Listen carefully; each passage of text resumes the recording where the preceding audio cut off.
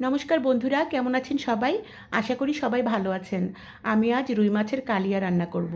সেজন্য তেলটা আমি গরম করে নিয়েছি আর ধুয়ে রাখা মাছে হলুদ লবণ মাখিয়ে রেখেছিলাম, সেগুলো আমি ভাজি করে নেব।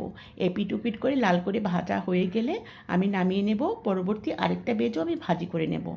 তো সবগুলো মাছ আমার ভাজা হয়ে গেছে, এখন আমি নামিয়ে নিচ্ছি। নামিয়ে নিয়ে এই কড়াইতে আমি আরেকটু তেল দিয়ে দিব আর ফোড়নে দিয়ে দিব তেজপাতা, গোটা জিরে আর গরম মশলা, এলাচ আর দারুচিনি। তারপরে দিয়ে দেবো পেঁয়াজ বাটা 1 চামচ, আদা বাটা আধা চামচ দিয়ে এটা একটু কষিয়ে নিয়ে তাতে দিয়ে দেবো হলুদ গুঁড়া, মরিচের গুঁড়া, ধনের গুঁড়া, জিরের গুঁড়া আর গরম মশলা। তারপরে দেবো এখানে ধুয়ে রাখা কিশমিশ। এগুলো একটু ভাজি করে নিয়ে তাতে দিয়ে দেবো আমি লবণ। লবণ দিয়ে ভেজে নিয়ে তারপরে দেবো এখানে ফেটিয়ে রাখা টক দই। দইটা আমি আগেই ফেটিয়ে রেখেছি, কারণ নয়তোবা একদম তরকারিটা ছানা ছানার মতো হয়ে যাবে। তারপরে দিয়ে দিব এখানে আমি কষানোর জন্য পর্যাপ্ত পরিমাণের জল, আর ঝোলের জন্য তারপরে দিয়ে দেবো জল।